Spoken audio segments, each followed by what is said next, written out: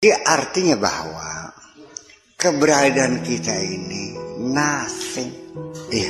Dan nanti musnahnya kita juga tidak lama, illa kalamhil basar, sekejap sekali. Wa idza nufikha fis-suri, ketika ditiupkan trompet, habis semuanya.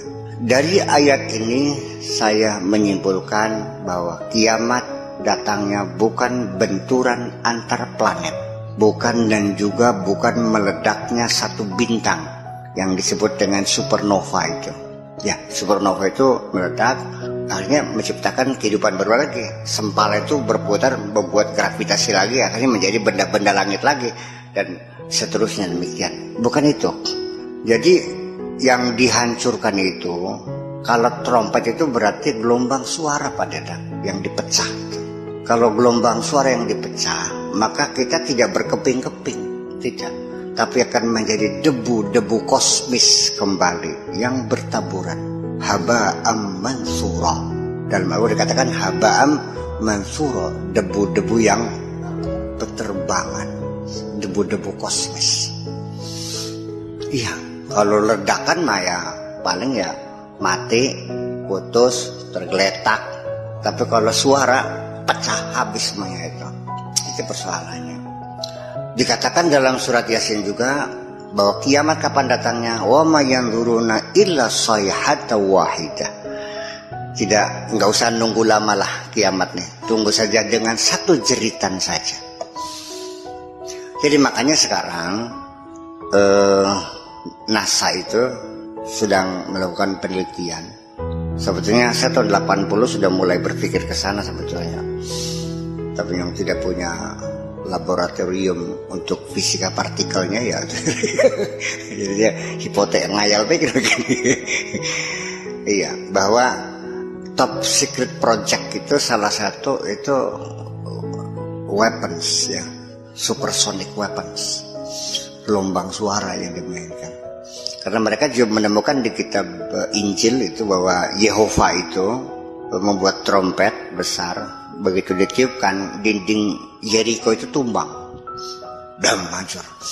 Nah, itu dari situ mereka meneliti bahwa nanti senjata pamungkas mah bukan nuklir lagi, tapi gelombang suara. Gelombang suara itu titik fokus di tengah sasaran fokus kena. Kalau rudal mah masih ada meleset. Cina aja eksperimen rudalnya itu 1000 km itu melesetnya 100 meter. Kalau gelombang suara pas di titik itu sendiri. Ya, teori Al-Quran mengatakan bahwa seperti itu. Iya kan? Dalam alam semesta juga sama. Ini subhastawa ila samai wa hiya dukhanun wa qala laha walil ardi tiya taw'an au karha.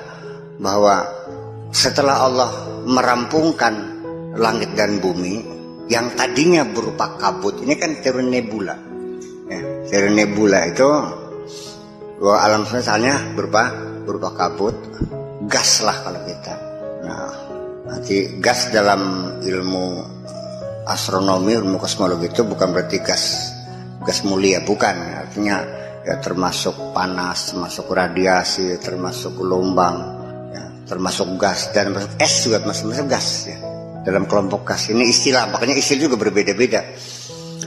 Saya nggak tahu kenapa teori nebula ini hilang. Yang muncul adalah teori Big Bang ya, the Big Bang, dentuman besar itu, al-infijarul azim.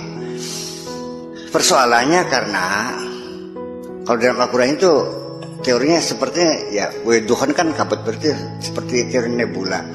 Persoalannya karena yang punya gagasan teori nebula ini tidak mampu menjelaskan bagaimana proses kejadian metal-metal, benda-benda padat yang ada di bumi ini yang berasal dari kabut. Itu saja karena mereka tidak mampu menjelaskan.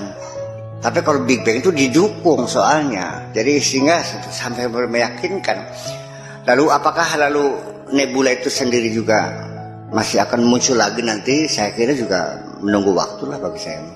Sebab pertama orang yang mencetuskan hipotesis nebula itu adalah Emanuel Swedenborg itu pada tahun 1734-an.